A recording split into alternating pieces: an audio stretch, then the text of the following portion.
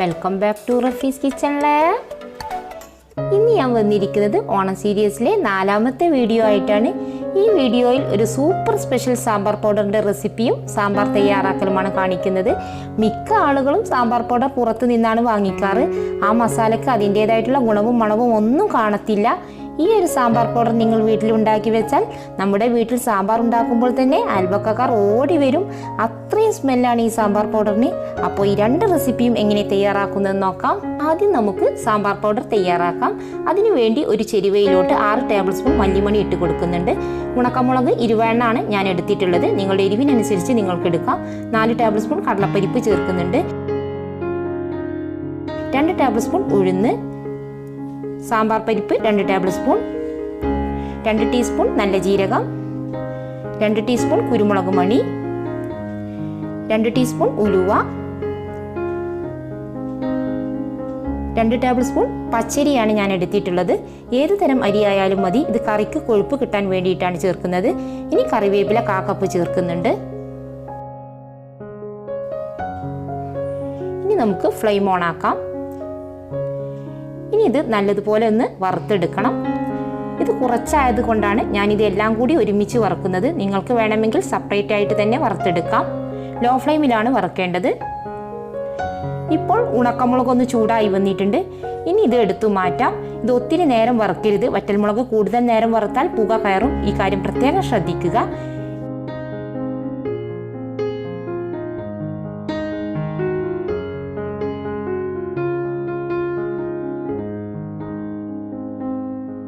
ഇനി ഇത് 2-3 മിനിറ്റും കൂടി ഒന്ന് വറുക്കണം.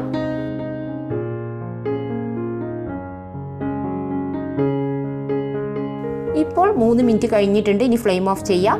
നമുക്കിത് തണുക്കാൻ വേണ്ടി വേറൊരു പാത്രത്തിലോട്ട് മാറ്റാം.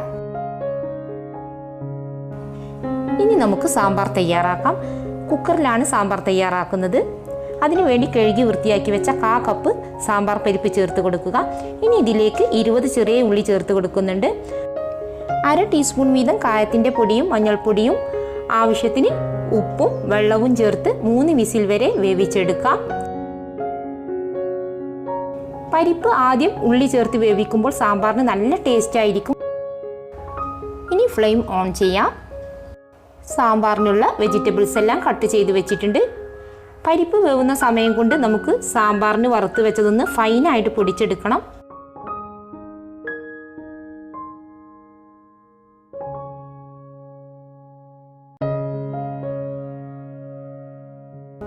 തരുതരുപ്പായിട്ടാണ് ഇതുള്ളത്. ഇനി ഇതിലേക്ക് 1 ടേബിൾ സ്പൂൺ കായത്തിൻ്റെ പൊടിയും 1 ടേബിൾ സ്പൂൺ മഞ്ഞൾപ്പൊടിയും 1 ടീസ്പൂൺ കാശ്മീരി ചില്ലി പൗഡറും ചേർത്ത് നന്നായി ഫൈനായിട്ട് പൊടിച്ചെടുത്ത് കൊണ്ടുവരാം.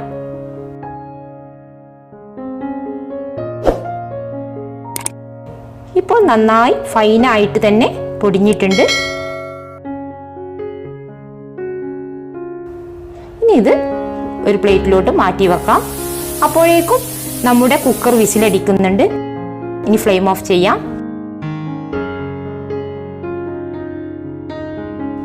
പ്രഷർ പോയതിനു ശേഷം തുറന്നു നോക്കാം.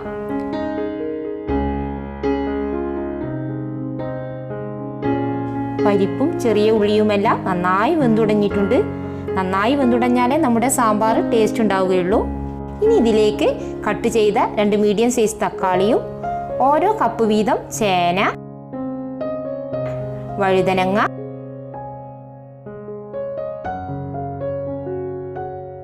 ഉരുളക്കിഴങ്ങ്, വെണ്ട, കാരറ്റ്, കുമ്പളങ്ങ, പച്ചക്കായ, മുരിങ്ങാക്കായ, അധികം എരിവില്ലാത്ത 3 പച്ചമുളക്, കറിവേപ്പില,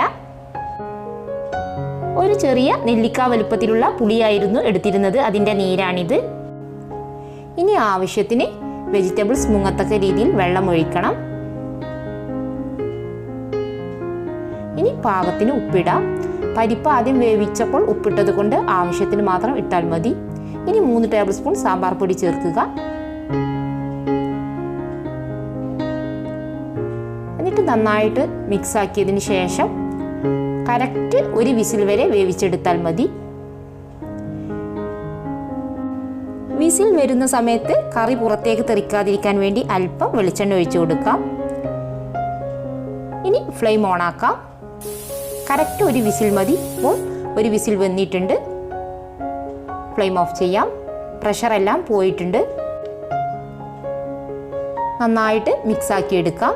വെജിറ്റബിൾസ് എല്ലാം പാകത്തിന് വേവായി വന്നിട്ടുണ്ട്. ഇനി സാമ്പാറിലേക്ക് താളിച്ചൊഴിക്കാൻ വേണ്ടി ഒരു മൺചട്ടി വെച്ച് കൊടുക്കാം. ഇത് ചൂടായി വരുമ്പോൾ 2 ടേബിൾ സ്പൂൺ വെളിച്ചെണ്ണ ചേർക്കുക. വെളിച്ചെണ്ണ ചൂടായതിനു ശേഷം 1 ടീസ്പൂൺ കടുക് ഇട്ട് കൊടുക്കാം. കടുക് പൊട്ടി തുടങ്ങുമ്പോൾ വറ്റൽമുളകും കറിവേപ്പിലയും ചേർക്കുക.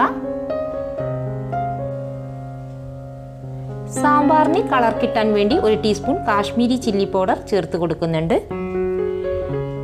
ഇനി നമുക്ക് സാമ്പാറിന് നല്ലൊരു സ്മെല്ലും ടേസ്റ്റും കിട്ടാൻ വേണ്ടി 2 ടീസ്പൂൺ സാമ്പാർ പൊടി ചേർത്ത് കൊടുക്കാം.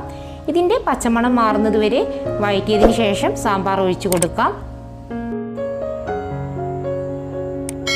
ഇനി നന്നായിട്ടൊന്ന് മിക്സ് ആക്കി എടുക്കുക.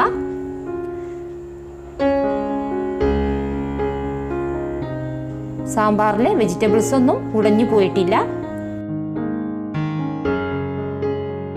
ഇനി നമുക്ക് ഫ്ലെയിം ഓഫ് ചെയ്യാം. ഈസിയും ടേസ്റ്റിയുമായിട്ടുള്ള സാമ്പാർ റെഡി ആയിട്ടുണ്ട്.